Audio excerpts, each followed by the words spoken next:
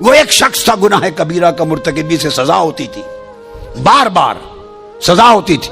صحابہ کرام نے اس کا حال دیکھ کر کے رکتا نہیں، ان پر لعنت بھیج دی کہ خدا لعنت کرے اس پر. اس کی خطائیں تھی، کچھ گناہ تھے، سزا پاتا تھا.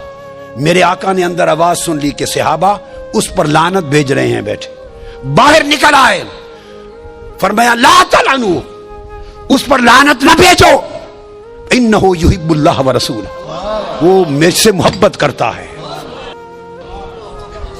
اب محبت کا ہے کہ اللہ اس کے رسول سے، وہ تو نافرمانی پر سزا بھگت رہا ہے بار بار، اس کو کوڑے لگتے ہیں. پھر کوڑے کھانے کے باوجود آقا فرماتے ہیں کہ محبت کرتا ہے اللہ رسول. اللہ کی محبت تو سمجھ میں آ گئی کہ گناہ کر رہا ہے، کوڑے کھا رہا ہے، تو حضور سے محبت کیا ہے؟ یہ صحیح بخاری کی حدیث ہے. اس کی تمام شروع اٹھا کے دیکھیے، اسقلانی کو پڑھیے، عینی کو پڑھیے، دیگر کتب کو پڑھیے، قدما کو، اور مسلم کے اندر امام قرطبی سے لے کر نیچے تک امام بغوی اور امام نووی اور تمام ائمہ کو، قاضی ایاز تک سب کو پڑھیے. آپ کو پتا چلے گا وہ جو آقا نے اشارہ کیا کہ اللہ رسول سے محبت کرتا ہے، وہ محبت کیا تھی. عمل تو آپ کے سامنے آ گئے، عمل تو آپ کے کہ کوڑے لگ رہے ہیں، جسے دیکھ کر صحابہ نے اس پر لعنت بھیجی. حضور نے فرمایا نہیں، خبردار، لعنت نہ بھیجو، اس کے دل میں میری محبت ہے، اللہ رسول کی محبت. اب آؤ ذرا ٹریس کرتے ہیں وہ محبت کیا تھی. کتب حدیث کی شروع میں آیا ہے، اس کی تفصیل آئی ہے. موطا امام مالک کی شروع میں ہے، شروع ہے بخاری میں ہے، شروع ہے مسلم میں ہے. اٹھا کے دیکھیے اس کے احوال اسماء و رجال کی کتابوں میں.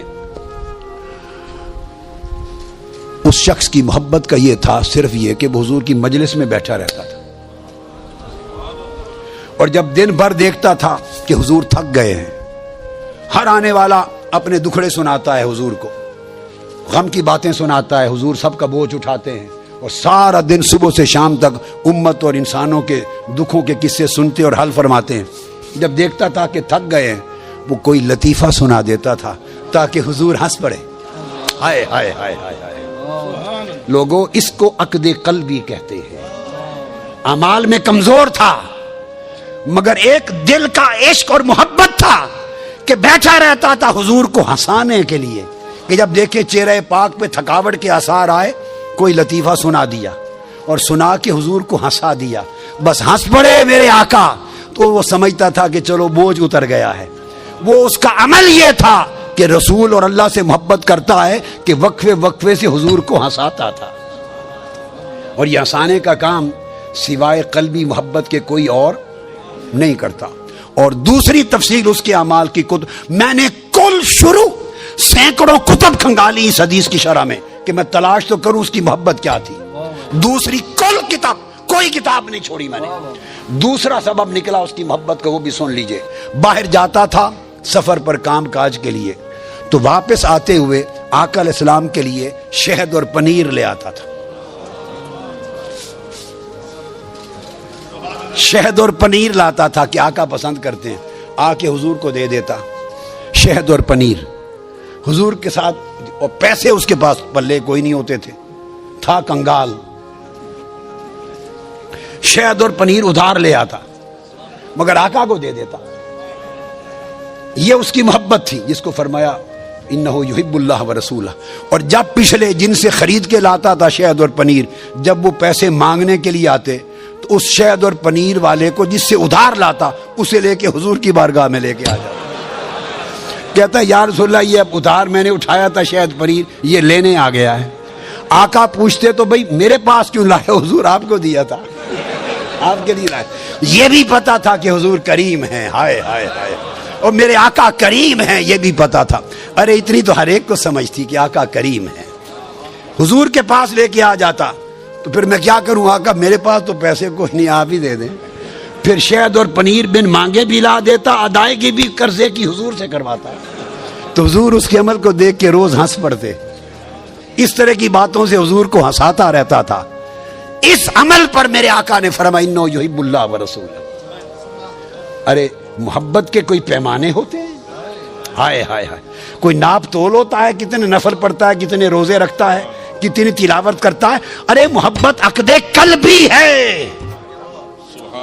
اور رہ گیا بائبل کا لفظ دائیں جانب، وہ ترمذی شریف کی حدیث اٹھا رہی ہے، ابو ہریرہ روایت کرتے ہیں ثم اقوم عن یمین العرش، اللہ کی دائیں جانب عرش پر میں کھڑا ہوں گا، اور خلائق میں کوئی ایسا نہیں جو میرے مقام کو پا سکے۔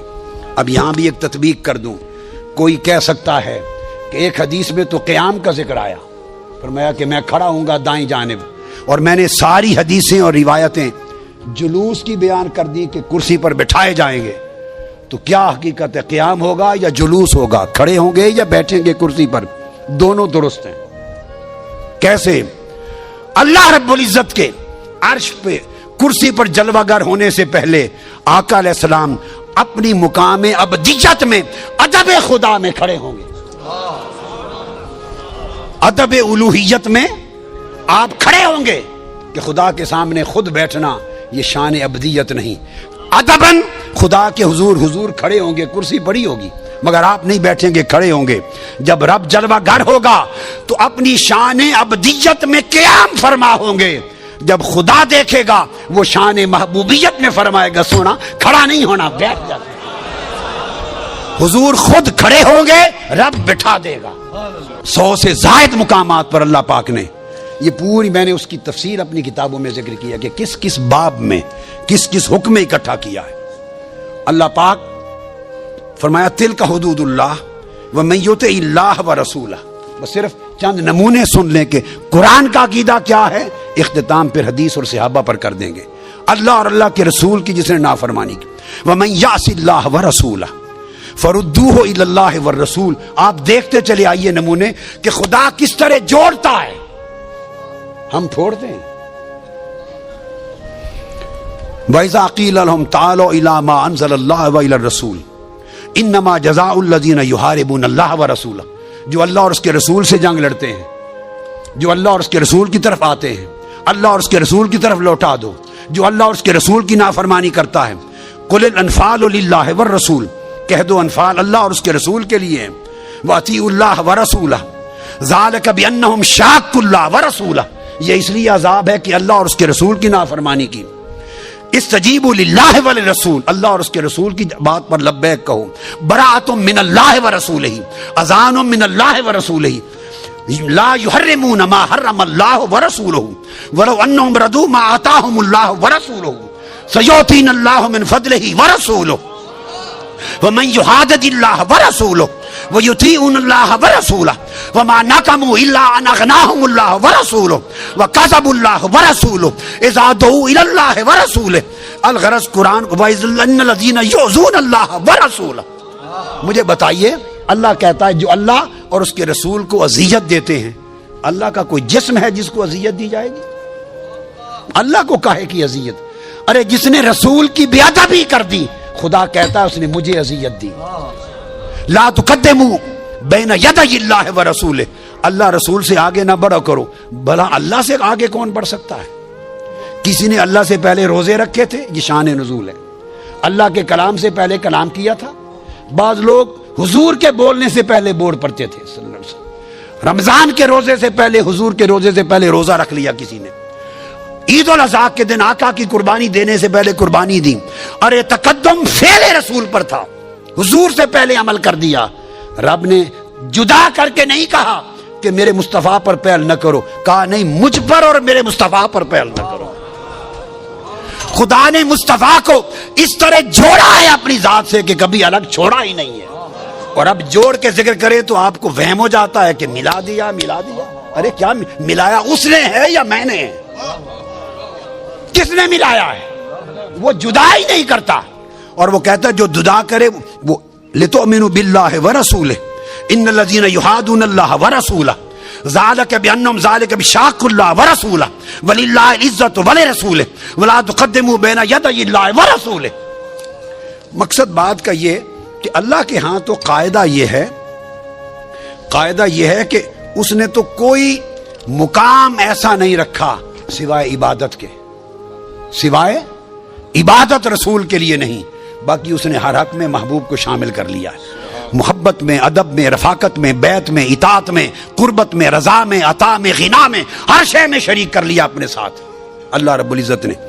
اور یہ تو اور اس سے بڑھ کر ایک خاص مقام میں قرآن کا مقام مصطفیٰ سمجھنے کے لیے بیان کروں. 7 آیتیں قرآن میں ایسی ہیں. کتنی؟ جہاں اللہ رب العزت نے اپنا اور اپنے محبوب کا ذکر کیا, 2 کا ذکر کیا اور ضمیر واحد کی استعمال کی.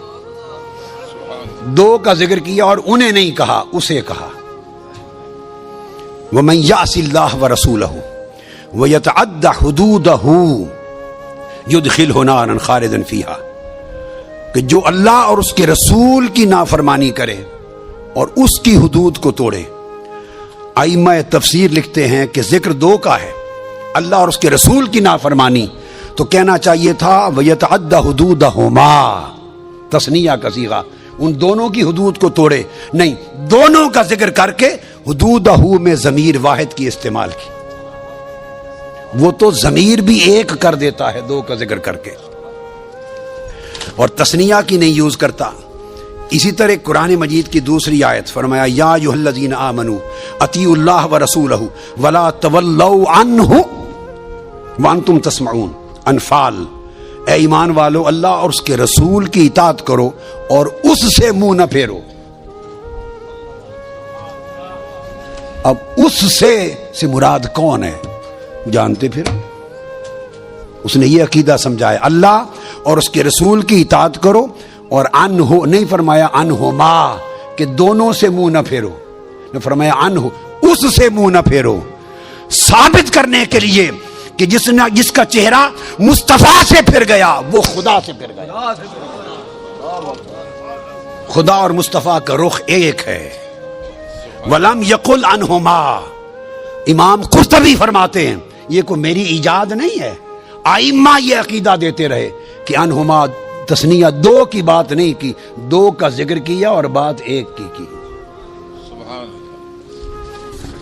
اسی طرح فرمایا یا ایھا الذین آمنوا استجیبوا للہ وللرسول اذا دعاکم لما یحییکم, جب اللہ اور اللہ کا رسول تمہیں بلائے. اذا دعاکم, اللہ اور اللہ کا رسول, تو چاہیے تھا لغت کے حساب سے کہ کہا جاتا اذا دعواکم, اللہ اور اس کے رسول دونوں تمہیں بلائیں. when they call you, they invite you. ذکر کرتا ہے کہ اللہ and his prophet when he calls you, وہ تو دے ہٹا دیتا ہے, وہ 2 کو 1 کر دیتا ہے. ضمیر 1 کی استعمال کی تاکہ پتہ چل جائے کہ خدا اور مصطفیٰ کی دعوت بھی ایک ہے اور خدا اور مصطفیٰ کی استجابت بھی ایک ہے. اب یہ جو آیت اتری صحیح بخاری میں ہے. بخاری, ہم بخاری زندگی بھر بہت کرتے ہیں مگر کبھی بخاری کو پڑھا دیکھا سمجھا نہیں ہے. میرے والد گرامی اپنے اور بزرگوں اساتذہ سے یہ شعر سنا ہوا تھا, مجھے سناتے تھے کہ بے عشق نبی جو بھی پڑھاتے ہیں بخاری, بے عشق نبی جو بھی پڑھاتے ہیں بخاری, آتا ہے بخار ان کو, بخاری نہیں آتی. بخاری عشق کے بغیر نہیں آتی. تو چنانچہ جب یہ آیت آئے گی کہ جب اللہ اور اس کا رسول بلائیں فوری لبیک کہا کرو. صحیح بخاری میں حدیث ہے, سعید بن معلہ روایت کرتے ہیں کہ میں کنت اصلی فی المسجد فمر بی رسول اللہ, میں نماز پڑھ رہا تھا. اب بخاری شریف کی حدیث, حضرت ابو سعید بن معلہ روایت کرتے ہیں میں نماز پڑھ رہا تھا, آقا میرے پاس سے گزرے, کوئی کام تھا, مجھے آواز دی یا ابا سعید, مجھے بلایا. کہتے ہیں تو میں چونکہ نماز میں تھا, کوئی نفلی نماز ہوگی, تو میں نے جواب نہیں دیا. میں نے تیزی سے نماز ختم کی اور حاضر ہوا آقا کی بارگاہ میں. فقال ما مانا آقا انت اتینی, جب میں نے بلایا تھا تمہیں حالت نماز میں, تو لبیک کہہ کے میرے پاس آیا کیوں نہیں نماز کے دوران؟ تو میں نے عرض کیا فقلت یا رسول انی کنت اصلی, میں نماز پڑھ رہا تھا, تیزی سے نماز ختم کی اور آیا ہوں. آقا نے فرمایا تم نے نہیں سنا علم یقل اللہ استجیبوا للہ وللرسول اذا دعاکم, اللہ اور اس کا رسول بلائیں جس کام میں ہو چھوڑ کے آ جاؤ مصطفیٰ پر. تبھی نے امام شافعی کا فتویٰ نقل کیا اس مقام پر. امام شافعی کا فرماتے ان الصلاۃ لا تبطل لامر رسول اللہ بالاجابۃ وان کان فی الصلاۃ, آقا بلا لے, نمازی نماز میں ہو صحابی, تو لبیک کہہ کے آقا کی بارگاہ میں چلے جانے سے نماز نہیں ٹوٹتی. ارے لوگوں, صحابہ کرام کی توحید کو بھی دیکھو, اور آج اپنی توحید کو بھی دیکھو. ہماری توحید جو ہم نے گھڑ لی وہ یہ بتاتی ہے کہ نماز میں حضور کا دھیان بھی آ جائے تو نماز ٹوٹ جاتی ہے. اور صحابہ کی توحید بتاتی ہے حضور کو تک لے کام میں چلے جائے تب بھی نماز نہیں ٹوٹتی. تم دھیان پر نماز ٹوٹنے کا خیال کرتے ہو، وہ حضور کی نوکری اور کام پر بھی نہیں توڑتے. اب صحابہ کرام کا عقیدہ توحید ان سے لو، عقیدہ رسالت صحابہ سے لو، ایمان صحابہ سے لو. ہمیں چاہیے کہ اپنے من گھڑت عقائد کے برتن توڑ دیں. جو ابو بکر و عمر اور عثمان و علی کا عقیدہ تھا، جو اہل بیت اطہار کا عقیدہ تھا، وہی حق ہے. اور قرآن اور سنت کو ان سے بہتر کوئی سمجھتا نہ تھا. اب ان کا عقیدہ کیا ہے؟ امام سیدنا صدیق اکبر تھے، انہوں نے سمجھا کہ شاید آقا باہر آ گئے ہیں، حضور آ گئے ہیں، سمجھا کہ حضور آ گئے. فناکس ابو بکر علی کبیل یسر الصفا، صرف اتنا جان کر کے حضور نکل آئے ہیں، ادب مصطفیٰ میں مصلی چھوڑ دیا. نماز خدا کی ہو رہی ہے، ادب مصطفیٰ کا ہو رہا ہے. یہ توحید ہے. ان کی نمازیں نہیں ٹوٹتی تھی حضور کی محبت سے، حضور کے ادب سے، حضور کے چہرے کو تکنے سے، حضور کی خاطر مصلی چھوڑ دینے سے. دھیان کیا رہ گیا؟ دھیان کیا ہے؟ دھیان کیا ہے؟ ان کا دھیان بھی مصطفیٰ تھا، ان کا گیان بھی مصطفیٰ تھا، ان کا وجدان بھی مصطفیٰ تھا. وہ حضور کی حال میں فنا ہو جاتے، آپ نے مصلی چھوڑ دیا تو آپ سمجھا کہ آقا تشریف لے آئے.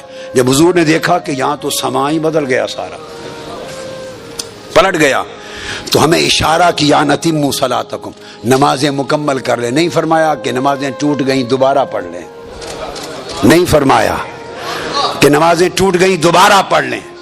چہرے بھی پھر گئے، مصلی بھی چھوٹ گئے، سما بھی بدل گئے، تو فرمایا نماز مکمل کر لو. آقا نے تصدیق کی مور لگا دی کہ اس طرح مجھے تکنے اور مجھ میں محو ہونے سے نمازیں نہیں ٹوٹتی، نمازیں کمال پہ پہنچتی ہیں، با کمال ہوتی ہیں. فرمایا پوری کر لو. پھر آقا علیہ السلام نے پردہ ڈال دیا سارا. اب تصور یہ ہے حضور کی شان کو کھول کھول کر بیان کریں. میں آپ کو پیمانہ دے رہا ہوں، سارے ہی اچھے ہیں، میں تو سب سے ماڑا ہوں، مگر یہ جاننے کے لیے کہ کس کا عقیدہ صحیح کس کا غلط، کون حضور کا وفادار اور کون تاجدار کائنات کا غدار، کس کی قبر اور آخرت میں بخشش ہوگی اور کون زنجیروں میں جکڑا جائے گا، یہ جاننا ہو تو دیکھا کریں کہ حدیث مصطفیٰ کی کتب سے چن چن کے حضور کی شانوں کی حدیثیں کون بیان کرتا ہے اور کون عمر پر خطاب کرتا ہے اور چھپا جاتا ہے. اگر کوئی غلام ہے تو آقا کی شان بیان کرتے کرتے تھکے گا نہیں. اور جو یہ حدیث عمر پر آپ کو نہیں سناتا، یہ نہیں اس نے پڑھی نہیں، کو میں نے کوئی نئی بخاری نہیں بنا لی، کوئی صحیح مسلم نئی میرے مطبع سے نہیں چھپی. بھئی یہ ساری دنیا میں وہی بخاری و مسلم ہے. اگر کوئی نہیں بتاتا نمازیوں کو تو سوال سوچنے والا ہے کیوں نہیں بتاتا؟ مقام مصطفیٰ کا عقیدہ صحیح نہیں. یا ابا بکر ما مانا کن تثبت زمرت، کیوں نہیں میرے حکم کی تعمیل کی؟ فقال ابو بکر ما کان لابن ابی قحافہ ان یصلی بین یدی رسول اللہ. آقا ابو قحافہ کے بیٹے کی کیا مجال کہ سرکار پیچھے کھڑے ہو اور میں پشت کر کے آگے کھڑا رہوں. ارے نماز خدا کی ہے، ادب مصطفیٰ کا ہے. یہ ہے عقیدہ، یہ ہے مقام مصطفیٰ. تو آقا نے صحابہ کرام کو سکھا دیا کہ آئندہ کبھی ایسا ہو تو تالیاں نہ بجایا کرو، سبحان اللہ کہا کرو. گویا شریعت کا مسئلہ دے دیا کہ جائز ہے، نماز میں اس حد تک ادب کرنا بھی جائز ہے. اور صحابہ کرام کو یہ مقام مصطفیٰ کی معرفت تھی. یہ کس نے آداب سکھائے تھے؟ صحیح مسلم میں آتا انس بن مالک روایت کرتے ہیں میرے آقا کبھی حجامت کرواتے. لقد رأيت رسول اللہ صلی اللہ علیہ وسلم والحلاق يحلق وأطاف به أصحابه فما يريدون أن تقع شعرة إلا في يد رجل. امام مسلم روایت کرتے ہیں حدیث صحیح. آقا کبھی حجامت کرواتے تو جو نائی تھا نا، نائی ہیئر ڈریسر، حجام، صحابہ اس کا طواف کرتے تھے ارد گرد جیسے کعبے کا طواف ہوتا ہے. ارے تم حضور کے طواف سے ڈرتے ہو تو حضور دے نائیاں دا بھی طواف کر دے سن. ہائے ہائے سبحان اللہ، وہ تو حضور دے نائیاں دا طواف کر دے سن. عقیدہ ایسا بناؤ کہ حضور دے نائیاں تے میراسیاں دا بھی طواف ہوئے. اور میں تو عمر بھر کہتا ہوں میں تو حضور کا میراسی ہوں.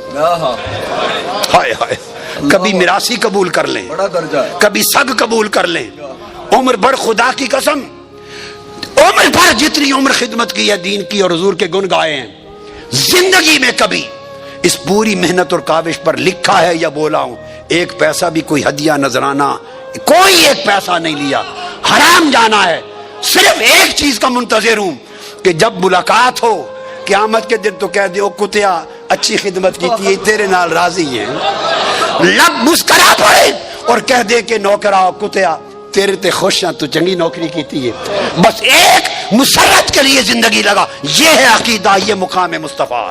پاگل اونٹ سجدے میں گر جاتے، صحابہ نے پوچھا یار پہلے کہا آقا آگے نہ جائیے پاگل ہو گیا ہے یہ ٹکر مارے گا کاٹے گا، فرمایا نہیں مجھے نہیں کچھ کرتا، تشریف لے گئے، وہ زمین پہ بیٹھ کے سر رگڑتا ہوا سجدہ ریز ہو گیا۔ صحابہ نے پوچھا یا رسول اللہ یہ پاگل بھی آپ کو پہچانتا ہے؟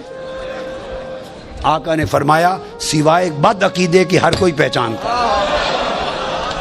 فلما قدم معاذ من الشام سجد للنبی صلی اللہ علیہ وآلہ وسلم، معاذ ابن جبل آئے آقا کے سامنے سجدہ کر دیا، قال ما ھذا یا معاذ، آقا نے پکڑیا فرمایا معاذ کیا کر رہے ہو، یہ کیا کر دیا؟ قال اتیت الشام فوافقتهم یسجدون لاساقفتهم وبطارقتهم فوددت فی نفسی ان نفعل ذلک بک، آقا میں شام گیا میں نے دیکھا وہ اپنے بڑے عزت والے اور بڑے اونچے درجے والوں کو سجدے کرتے ہیں، میں نے عمر پر دیکھا وہ بڑوں کو سجدہ کرتے تھے، تو آقا کائنات میں آپ سے بڑا کون ہے؟ اس لیے میرے دل میں آیا وہ اپنے بڑوں کو سجدہ کرتے ہیں تو میں آپ کو سجدہ کروں، سجدہ کر دیا۔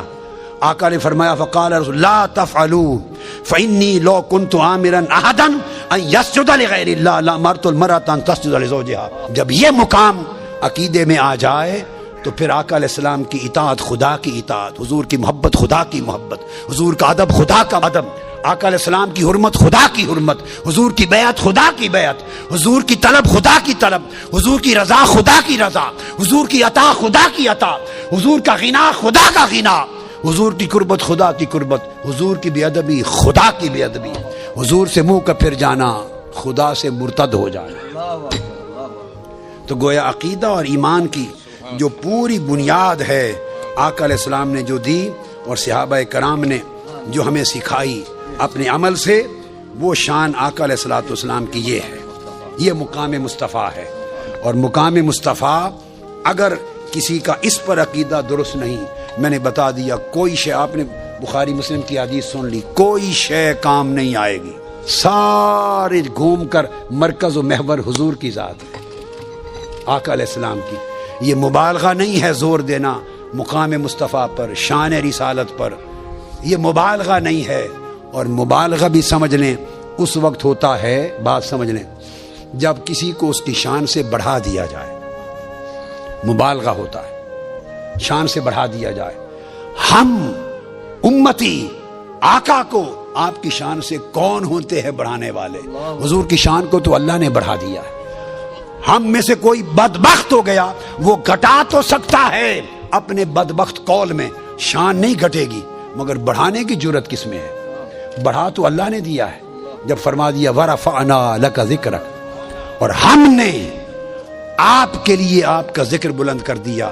ذکر شان کو کہتے ہیں، اللہ اور اس کے رسول کو خدا بنائے وہ بھی کافر، جو رسول کو خدا بنائے بولیے وہ بھی کافر، اور جو رسول کو خدا سے جدا بنائے وہ بھی کافر۔